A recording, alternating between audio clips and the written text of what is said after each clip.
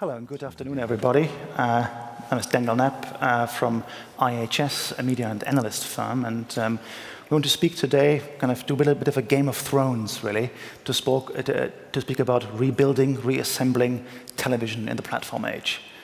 We've seen so many discussions around how the broadcasting sector is changing. We've had in-depth discussions about YouTube, MCNs, about content. We've had discussions about ad tech.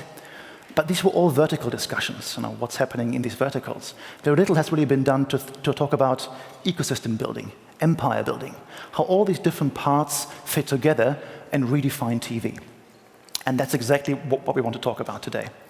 I wanted to give you a quick introductory statement on our views at IHS on how this sector is evolving, and I would then like to invite up my esteemed panelists to discuss this from an expert point of view. Who are we at IHS? We are a large analyst firm with over 8,000 colleagues looking at the media technology and other sectors.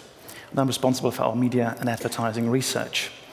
And to set the scene, really, we have to see that the media sector, the TV sector in particular, is in a fundamental change. We can see here that TV net ad revenue is just recovering today. It's a cyclical recovery from a recession. But as the cyclical recovery happens, we see structural transformation hampering the potential of this recovery. Indeed, if we look at what's changing, we see the digital switchover isn't really DTT or other technologies, it is the cloud, enabling completely new ways of distributing content and bringing it to the consumer at scale and at a declining cost. And we can see that this is affecting the TV ad sector already. Here's a kind of snapshot, a barometer of what's happening in the Nordics, a very established digital market with Netflix in the market, very, very high digital penetration, very, very strong online video market, and we see linear TV advertising in a decline. Here's some scenarios we established based on some forecasting principles, and at best case, the sector will lose by 2019 around 350 million euros, and at worst case, around 500 million euros, €500 million. So the TV sector is challenged by digital. At the same time, I think TV is really being redefined. If we look at the nexus of TV, the channel, we can see here the new channel stack of what different types of channels are out there now and different players. Incumbent broadcasters, premium channels, online channels, so these over-the-top services, all by traditional broadcast players. But increasingly, we see new players, OTT players, here in green, which also think in channel categories and are taking a share of audience and increasingly ad revenue. And we see in all of this scenario a competition for rights, data, technology, and other things. And indeed, broadcasters are investing a lot, as we can see here, in digital video to catch up with consumer trends in owned and operated services and co-branded services. We can also see a huge splurge in MCNs, a huge wave of investment to tap into the scale of YouTube. We can see here some acquisitions of funding events scattered, again, in the millions of dollars to hope to future-proof the business.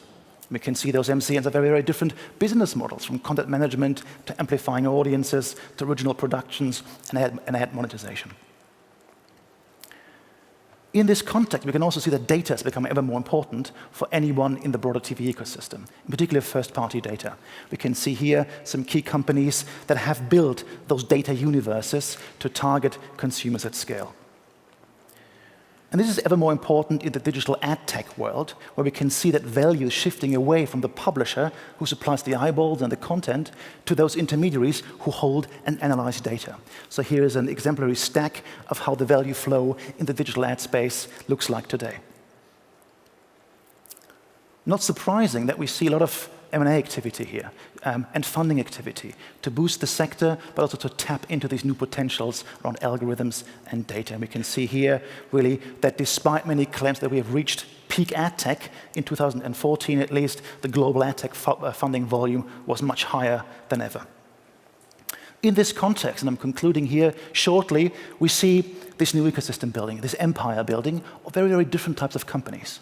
Online companies, agencies, broadcasters, and others to tap into these new companies and think of them as Lego blocks, as constituent parts of the future of the TV value chain that they build, buy, or otherwise integrate through partnerships, in order to reassemble TV. And some examples you can see here how these ecosystems are shaping up with Facebook, Amazon, Yahoo, Google, Verizon, and WPP as examples across ad serving, content production, video, audience data, and analytics. This all, I think, summarizes very nicely in this chart where we can see 4 pillars on which this new ecosystem is built on. Technology, consumers, advertisers, and content, all connected by data as the tissue. But what does it really mean for broadcasters? What does this mean for the future of TV? I would like to discuss this now and the rest of the session with my esteemed panelists, who I would like to invite on stage. Arnd Benninghoff, the co-CEO of MTGx, Gina Nieri, the member of the executive board at Mediaset, Joel Berger, industry lead at Google for media and entertainment, and last but not least, Rhys Nölke, SVP strategy at RTL Group. Please welcome the panelists.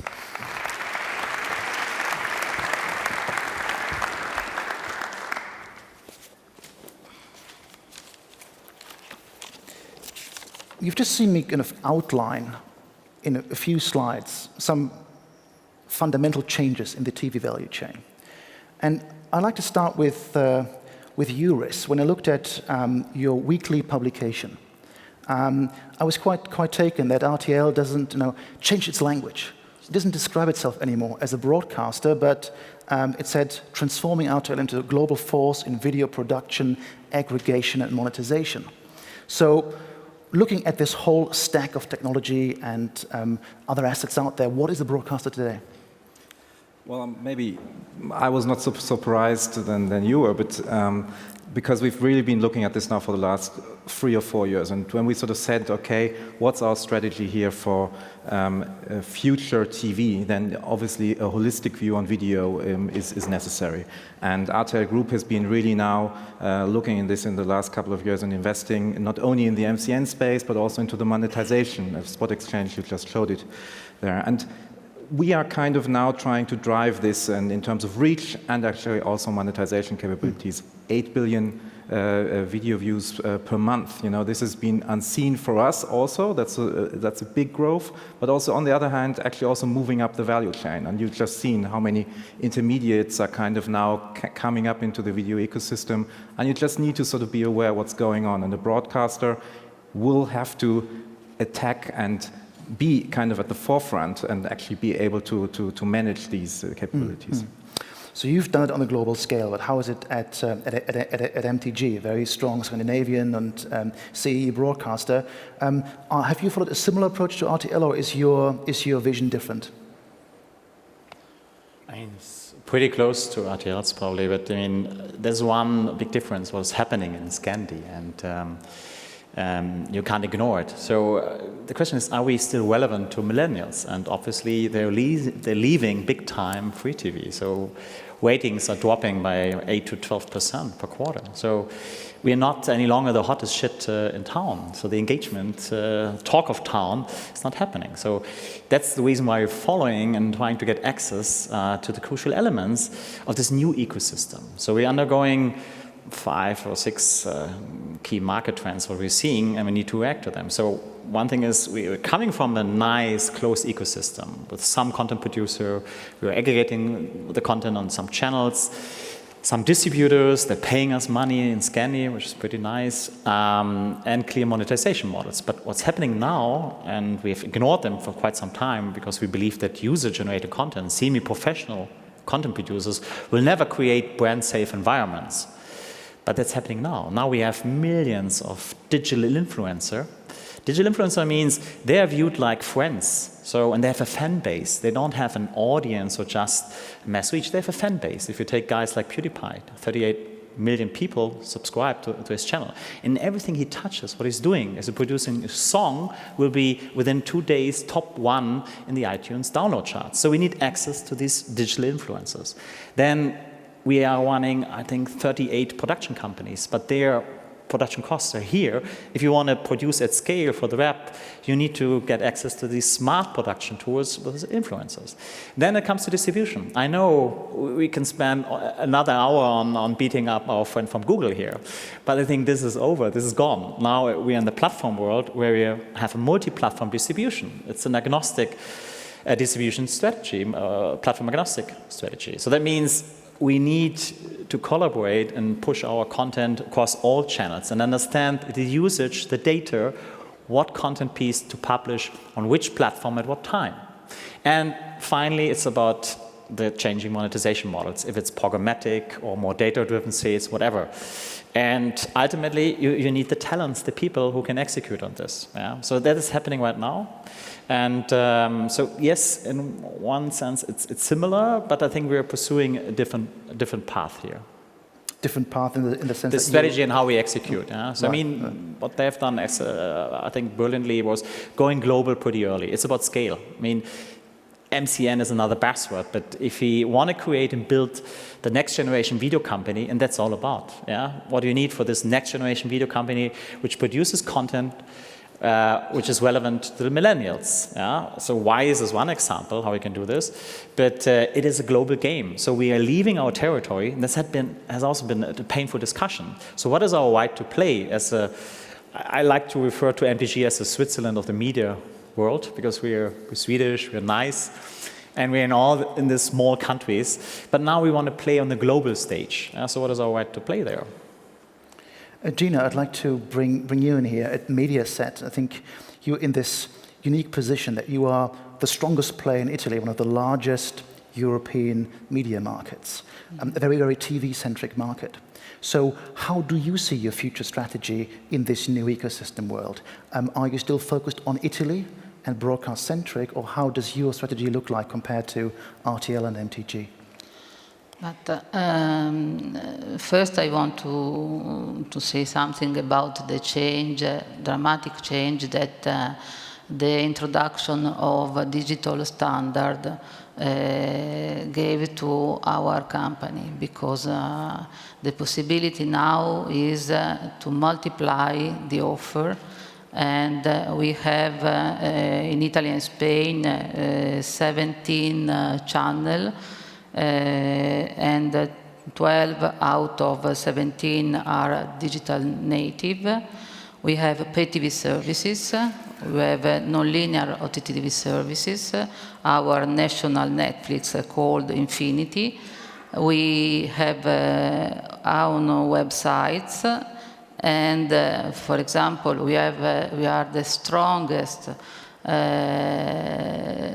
operator about the download of our video. At the end of the year, we are waiting for 1,600,000,000 videos downloaded by our website. We have a lot of social media interaction, and of course, we are very, very strong in TV and cinema production. And this scale and this possibility to be multi-platform and multi-devices is something that gave us a scale to face the new challenges in the digital world. But do you see your future in Italy as an Italian player, or as a pan-regional, or as a global player? We are the largest company in Italy, but also in Spain we have Telecinco and Telequattro. That is a very, very Mediaset España is called, is very, very successful company, and for sure we have a need as terrestrial television TV company in Italy to find some I don't know, merger, but for sure cooperation with other company in Europe, because we need to push very hard, also not only in an economic and communication field, but also on the Commission to receive some rules that will be able to remove this asymmetry under a regulation point of view that is really a sort of handicap that we have to compete in the future. I think we already heard some keywords when it comes to this new ecosystem of TV. We heard content, we spoke about ad tech at MCNs, but I wonder, TV is ever more in flux. When you're building an ecosystem, when you're assembling it, what are the key ingredients? Is there a fixed set of ingredients, something that every broadcaster must have today on the tech or the content side? You want to hear it from Google or from us? First of all, we need to change our mindset. I mean, all starts like, hey, as I said, now it's an open ecosystem. We can't control everything, and we need to focus then. So what do we need to access to? So it's talent people, that's all. Totally different people probably we're working with today, how we're going to produce content in the future. And then the ingredients, as I said, it's a big boys game, so it's a global game. So to have the boards and invest into global acting companies, and also not afraid of failure. I mean, this is a portfolio game. It's a buy and build strategy. It's not picking just the champ and then transferring the margins to this business. Because the truth is, with this video business, probably we don't make any money over the next 3 years. You need to scale it, gain market share, and be relevant when you sit at the upfronts in New York or wherever the money is. Yeah? And then get outside of YouTube on all the platforms.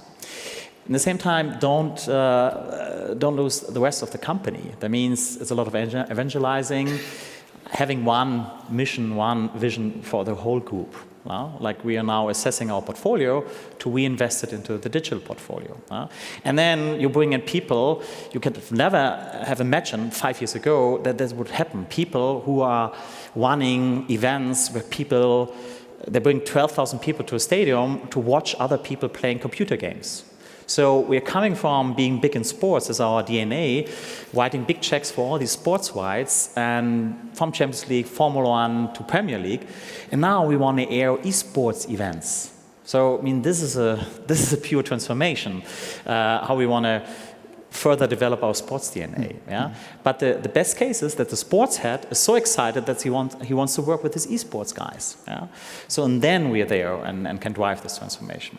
So open mindset, more talents, funding, and being bold to invest, and not afraid of failure. Yeah? I mean, these are all attributes that you usually ascribe to Google, open mindset, innovation-centric, and so forth. So, Joel, how do you see TV broadcasters now building these ecosystems? Is it a threat to you, and is your own ecosystem complete?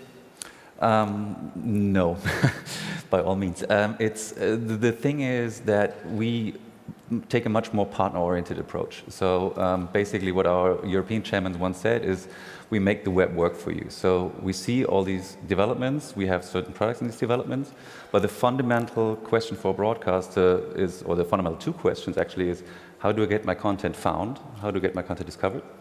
And the second one, how do I get it monetized? And on those two fronts, we try to help our partners.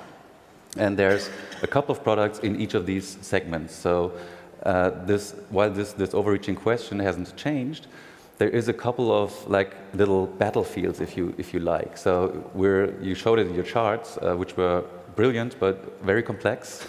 So I tried to break it down to 3 buckets where we look at. One is this on-demand thing. So on-demand meaning time shifting and place shifting. And there's a couple of products we have in terms of video delivery and tools in ad delivery and so on that can respond to this time and device shifting. The other big bucket is diversity of content, as Arnd was referring to. It's not just the classic TV content now that is ruling video. It's a lot of other content as well that hasn't been there before. We try to help our partners with that as well. And the third item is social. It's quite different how video gets successful now as opposed to as it was going successful a couple of years ago. You mentioned PewDiePie, 30 million followers. If he puts out a video on his channel, it's a totally different game as if you were putting a video on a regular linear TV channel. It's just a different set of rules. And as I said, you mentioned empires. I don't think anybody tries to build an empire. It's about building products that enable our partners to reach their goals. I think it's more about really sort of also looking at it being more, managing schizophrenia. Because in the one hand, you've actually got the linear traditional model, highly profitable, versus the non-linear, non-so profitable kind of business. You're looking at ad-funded versus pay models. You're actually looking at closed networks, platform business versus open platforms that can be available for everybody. And last but not least, a people business where we come from, and maybe a future more automated business in sales or monetization. And if you try to sort of get this bipolarity kind of working in your organization, it's like Arnd said, it's tough. You need to really sort of discuss this back and forth. But actually, once you're there and you have these two positions at the table, it really works in terms of how to actually find ways of being more creative and actually approaching these challenges more jointly. And I think that's something that when you look at the future of TV, is that you need to have that full scope. I mean, that's a point that we're going to come back to, on how are these ecosystems transforming the internal culture within the broadcasters. Before that, I'd like to go back to your point, Joel, about you helping partners. And there seem to be kind of two streets at Google. One, a very enabling route, but of course you also have to monetize YouTube yourself. And there have been some claims recently, or suggestions, that broadcasters should move part of their budget away from TV and rather invest it in YouTube. So I think where it's clear that there's not this traditional antagonism, us versus them, anymore. How do you manage your own interests with those of enabling your partners to succeed in this platform world? Our partners are obviously not just the broadcasters, but also a lot of other advertising partners. And the idea you are referring to, the recommendation that we say you should spend a certain percentage, in Germany it's around 50% of your TV budget on YouTube, is because we think that this is a more efficient way to spend your money. It's not necessarily because we want to develop YouTube as a platform. It's because you can increase your net reach, you can have cost savings, you can get higher marketing success by doing this. So this is not a conflicting message. Yes, we're building YouTube, but we're also helping these other partners to make the web work for them. And I don't think there's much of a distinction there. Gina, what's your relationship with Google? I heard there was a recent change in that. About Yes. our relation with YouTube. Yes. But 3 hours ago, we had a common press release with Google that put at the end a litigation old, 8 years old.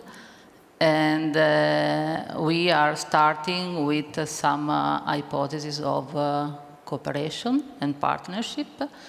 Of course, this is a starting point, and in the future we will see. But the common object is also to defend the content, and we are together now with this new wave for us. But in any case, in our opinion, in our relationship with Google and the Google-like, we are compete, but also cooperate, because for us, this sentence of the CEO of Apple that is saying that television more or less is terrible, broken process that none of us like. Is a very, very instrumental sentence, of course, that is the policy. Sorry, who said that? CEO of Apple. Apple. The CEO of Apple, yes. And of course, is the policy of Apple. And we are convinced that a television is not something to put in the museum. We are totally equipped to run the future. And in my opinion, there will be a sort of coexistence between classical media and the new one. But won't it be one thing? I mean, is it maybe should we put the word television in the museum and just refer to video instead? So And that would help because there's no difference. And you can't defend anything. Yes, but I think that in the future the Apple device will be like a jukebox, something very, very important for the people that is looking at the past.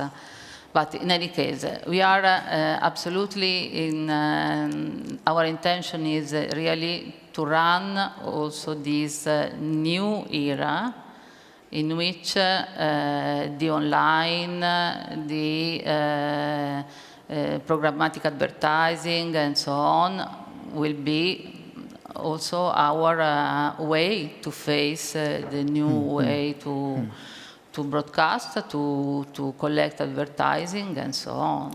So you've just mentioned you have a new partnership, a new relationship with Google. You also have a share in Sticky Ads, the French ad tech business. Yes. Rhys, your company has acquired a lot in the ad tech space, in the MCN space. Arnd, you've made forays in particular in the Scandinavian MCN space. And there seem to be different kind of schools of thought when it comes to building these ecosystems. Should you acquire? Should you partner? Or should you incubate, build in-house?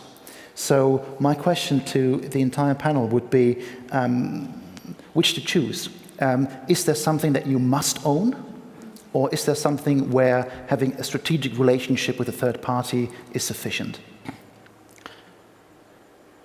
I think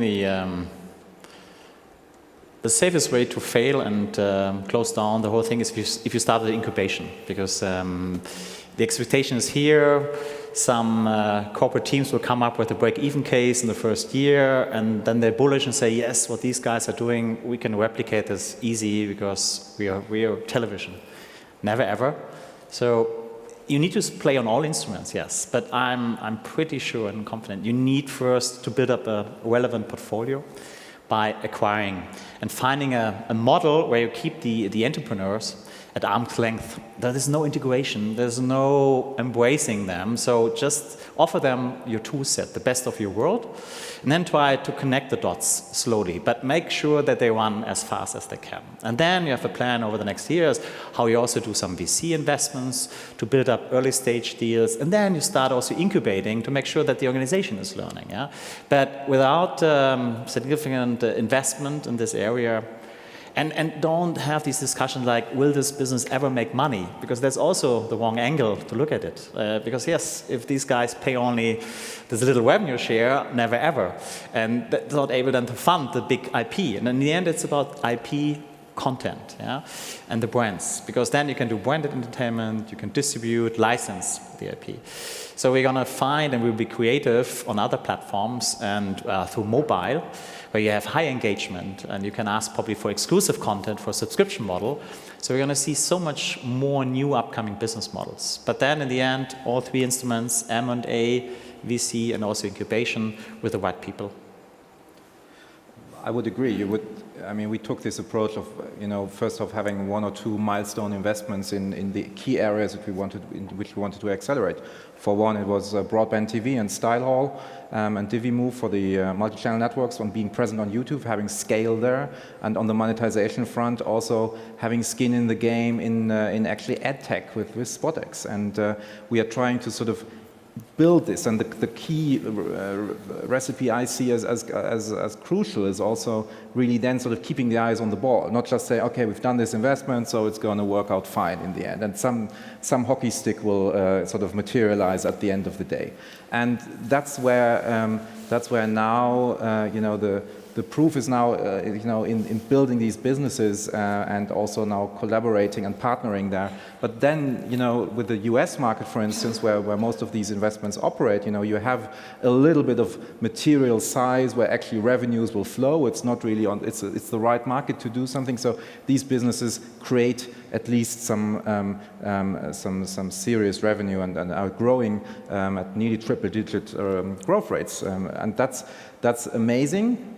But then you really need to sort of, you need to be convicted to this and sort of go on, make the next step, go to the, have a look at where innovation is in this area, ring fence these activities with new innovative edges. And you have to be really constantly running in front and trying to help and guide what is happening in these markets. Otherwise, you will just be sort of do one investment and then it's not going to work. So building then around this, and that's something that you also have to infiltrate into your organization every time, again and again. I think one of the most painful discussion is, do you need to own tech as a media company? I mean, this is a religious question. I don't have a clear answer. I only know that it is an uphill battle. I mean, we also looked into some assets, and I'm not pretty sure you want to work with the best ad tech and build the best ad stack and have the interfaces. Also, when it comes to running your own video infrastructure, another painful discussion. So, how much advanced actually you need to be, or you need to control the whole thing? Do you need to build your own CDN? Because Netflix has a super cool quality in streaming, and given the usual suspects, probably you can't come up with the same quality. So this tech question is really the theme going through all the digital product discussions. Yeah. I mean, in the end, it's a concept. Maybe there's a difference between owning the platform and building the competence. I think you can have the competence and run a ad exchange or a DSP or a programmatic TV solution, what have you, using tools you don't necessarily own. So you can rent that stuff. And because tech is really, really expensive. I mean, YouTube's spending a lot of money on tech. We have 1 billion users a month on YouTube. You can imagine how much tech there's behind. We're in the lucky position that we can scale that worldwide, essentially. If you're a local player, it's probably difficult to scale some ad tech piece or some data management piece or what have you, or a video engine, and go to partners such as Google and to rent it, or to, in a way, use that technology without owning it, but, and that's important, build the competence of using it, because I think tech competence will be absolutely key in the media industry, or in every industry. There is no non-digital business anymore. This competence is key competence in all industries. I think if you rewind back 30 years ago when commercial broadcasting started, actually, also that was the key question, on how do we need our own technology, broadcasting technology, etc. And in the end, it was the conviction, actually we do need some more competencies around this. And in the end, it became more of a commodity, but being reliant only on one or two big, let's say, play-out partners or the satellite uplink providers makes you dependent. And I think you need to have more competency in-house. And I think a colleague of mine put it very nicely into one word, sort of, you can discuss this back and forth, whether you need to own ad tech or not ad tech, but in the end, we will need more engineers. And I think that's a very simple way of putting it. Yeah. Smart engineers, so not well, just the question is a broadcaster from its setup, from its cultural environment, is it a good place for engineers? Can a broadcaster long-term kind of nurture the talent that is critical to have this, let's say, ad tech competence or any other competence, or are you risking a battle that you can't win, a battle for talent? No, I mean the CTO is like a goalkeeper. Yeah. You will only recognize him if you lose. I mean, this is the toughest job. So, and I know just a few who can deal with this. I mean, if you look in the US, probably it's easier, more visionary CTOs, but this is the hell of a job, I would say. It is needed, and we need strong visionary CTOs who are able to show the big picture. But it's not like, as I discussed in most of the media companies, a waterfall project. We say, okay, now we put 50 million euros on this video infrastructure, big fuck-up potential, and then slowly all the project leads will disappear, and then whatever another consulting company comes in to clean up the mess. Yeah? So the question is, culture means agile development, these kinds of what is really crucial, necessary, competence, fully with you, but you need this clash of culture.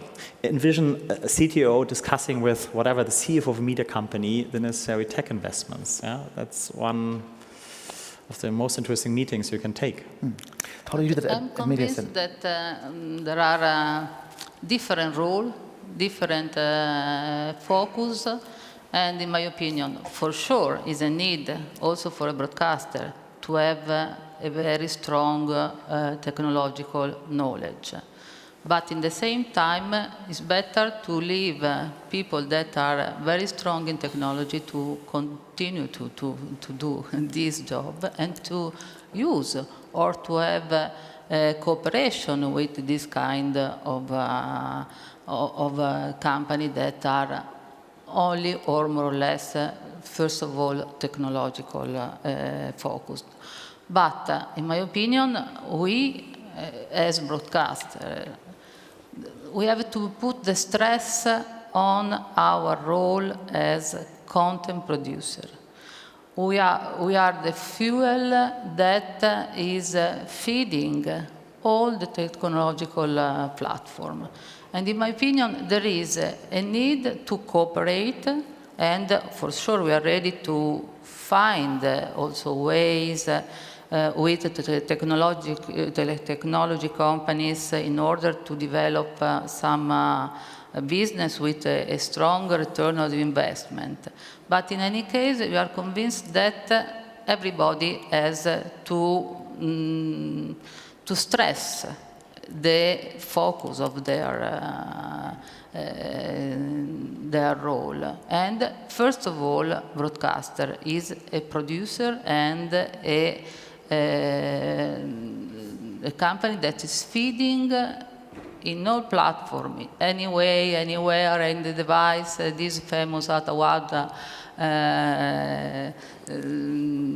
terms, but we are really able to create content. And in my opinion, what we need, and is important that also the new rules in Europe will help us in this sense. What is absolutely not acceptable is to feel the content as a commodity, because this is exactly the disruption of all the audiovisual model around the world, not only in Italy or in Europe. Let's go back to these different pieces of technology or different types of companies or competencies that you need in this new TV ecosystem.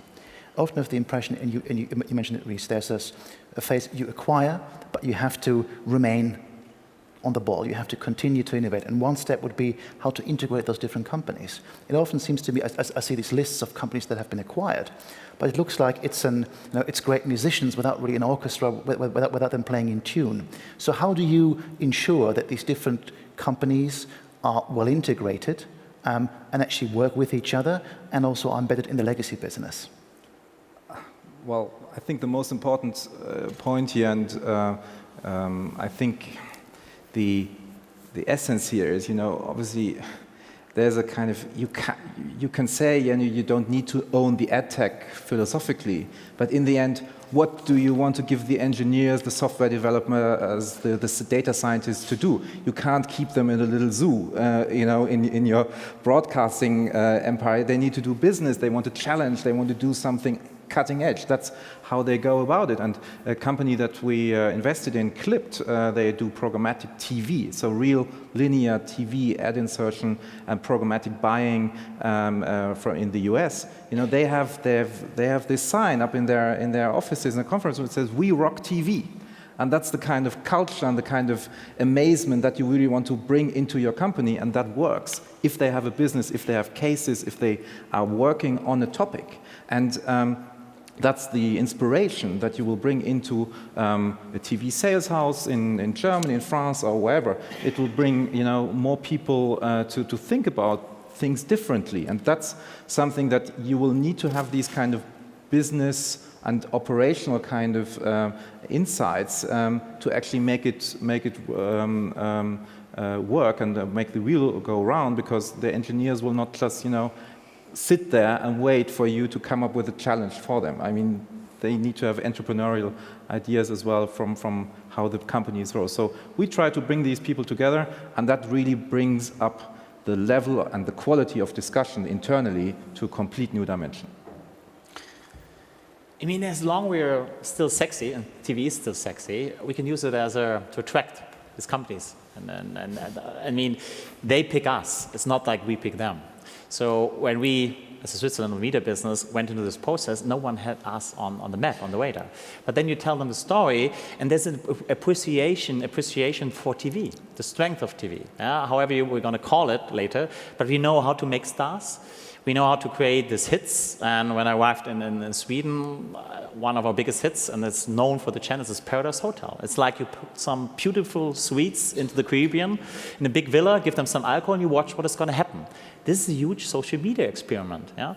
So, and now there are big stars also on YouTube and the social media platforms. But what we need to learn is to follow these stars and the stories and keep on telling the stories, not only in TV. So how we pitch it to be picked and be loved by these entrepreneurs, because yes, the pitch line is, we're going to disrupt you. Yeah?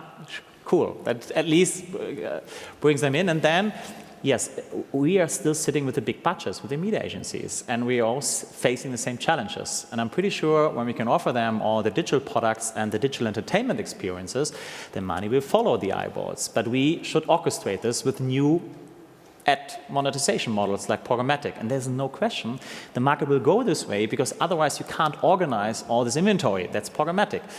Does it mean that the CPM goes down? No, not naturally. We have proven that we can increase it by 70% with programmatic. Okay, but the point is we need to be sexy, tell the story, attract them, bring them in, and make sure that we treat them well, not embrace and integrate them with an arrogant mindset. No. Learn from them, empower, and then, like in esports, the big vision is how can we become this Bernie Ecclestone of esports? But because right now we're writing checks, now we turn the table, and this is energizing the whole group then. And because this is an interesting story to tell, so you need great stories, which then replace properly the old mission of just broadcasting. And I don't believe that we are the biggest content producer. I mean, we are aggregating, we're curating the content, but we are not that good in producing the content by ourselves. So be closer to the target group, to the audience, which is more scattered and now clustered in other audiences with different flavor and taste. And make sure that we're not the dinosaur in 5, 6 years. No, we are not a dinosaur, in my opinion. You're right, probably not the biggest content producer in terms of hours. I mean, on YouTube, a couple of hundred hours are uploaded every minute. So in terms of volume, it's different. Yeah. But I think it's also important not to get bogged down on this technology discussions, because technology ultimately is an enabler. And if you look at these hugely successful unicorns, Spotify or Uber or Airbnb and so on, essentially they're not about technology, and they don't own a lot of technology. They're about ideas. And that applies to broadcasting as well, obviously. We see those 30 million subscribers from PewDiePie. Germany has some great examples with Gronk and others with 3 million subscribers, building their own little media empire with ideas. They used YouTube as an enabling technology, but that's open to everybody, and there's a lot of failure on YouTube as well. So what you need is to have good ideas and to sell them well, and to, as I was referring in the beginning, to have this, understand how socially video gets successful, and also look into those different content classes you might have not tapped into yet. I mean, YouTube is very much a kind of a facilitator for media companies to tap into additional scale, explore new forms of content, and so forth. But and to monetize. Yes, but we know that YouTube isn't a success that's set in stone.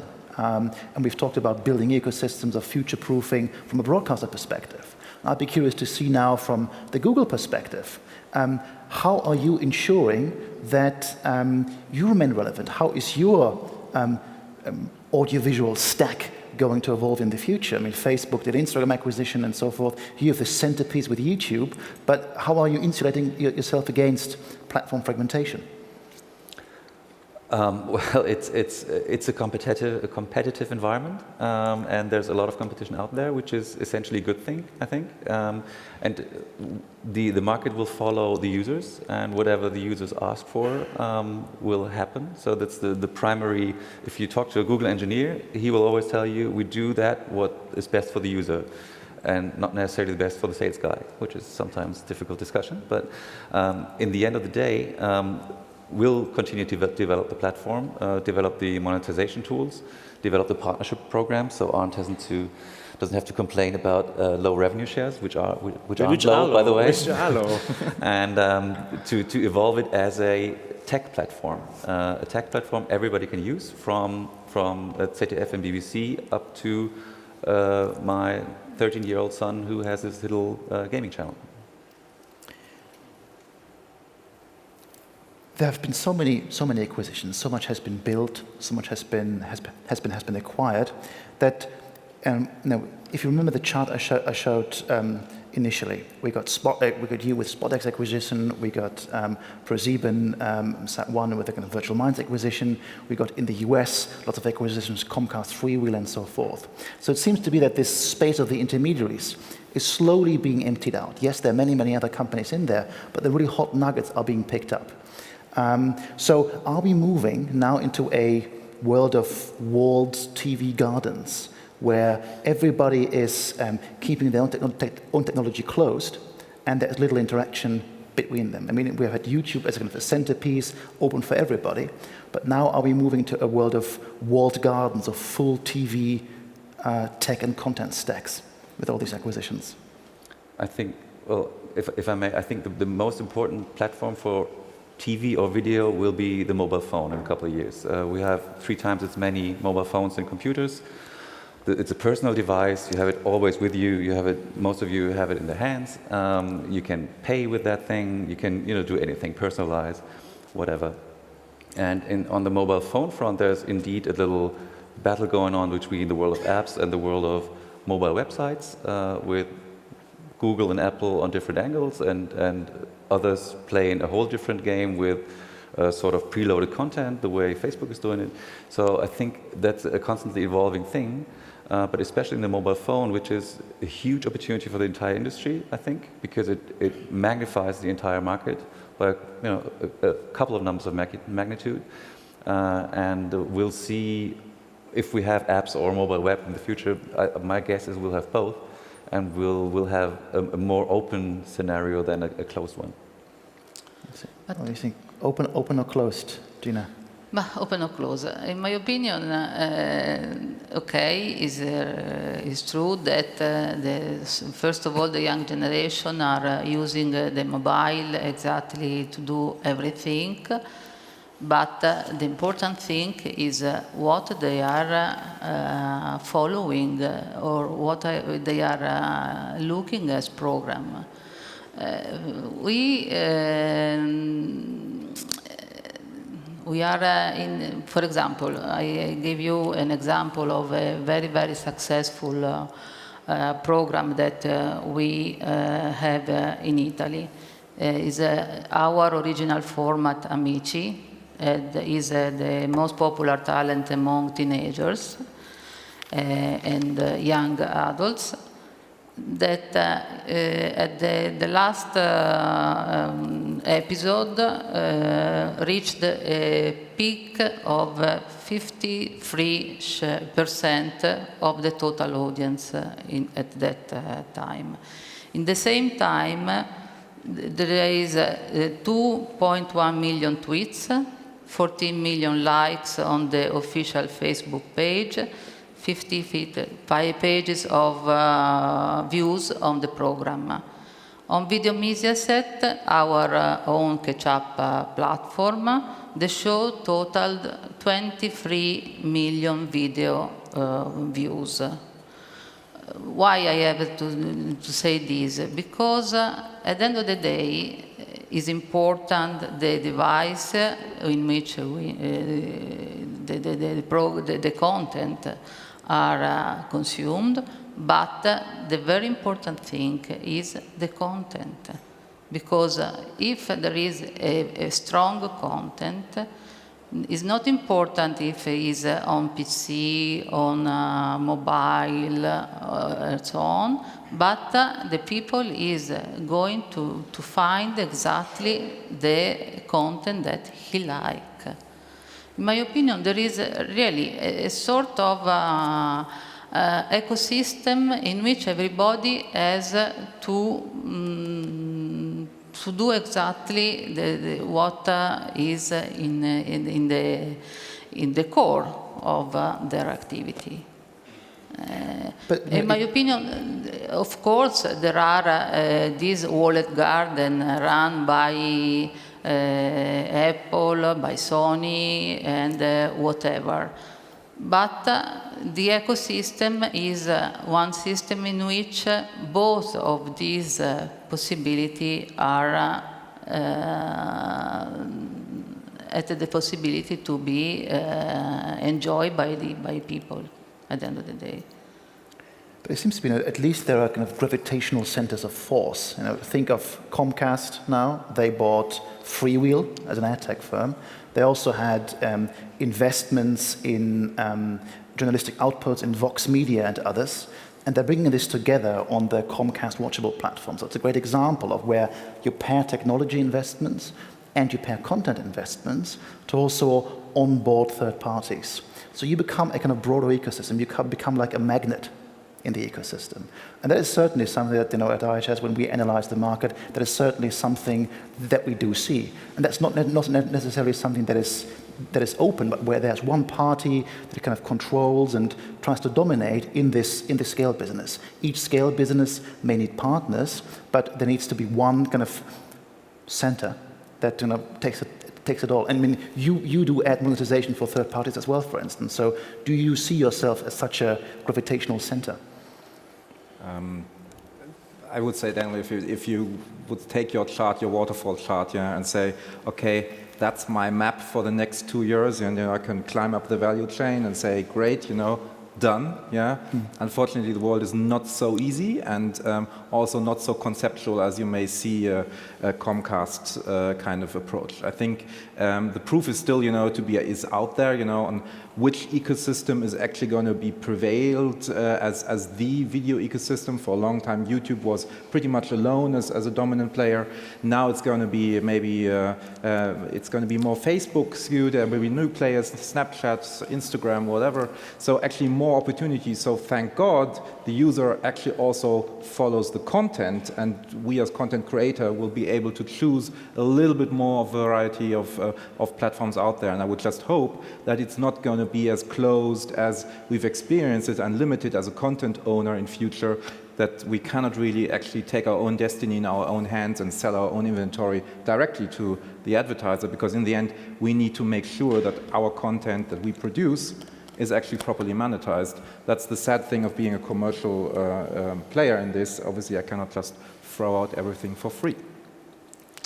The important thing is also, in my opinion, to avoid the bottleneck of technology, because it's very, very important to have open technology, also not owned by the different operators, because we need to have the freedom to be on all the devices and all the platform. The interoperability of the platform is another need for the broadcaster to remain able to diffuse and to reach their public. Maybe to summarize, as we're, I think, approaching the end of the discussion, I think we have clearly seen today that the notion of TV is being redefined clearly, that requires investments, partnerships, but also a new type of thinking. And you mentioned initially, Arnd, you had these Silicon Valley terms of kind of failure, trial and error, and so forth. If these are now attributes that are part of the DNA of media companies, and media companies are often listed companies, how do you communicate this approach to investors who often have a much more traditional view or traditional metrics on which to assess a TV business? They may assess a Google very differently because that's why they invested in Google in the first place. But are investors changing their mind about how to evaluate a TV company?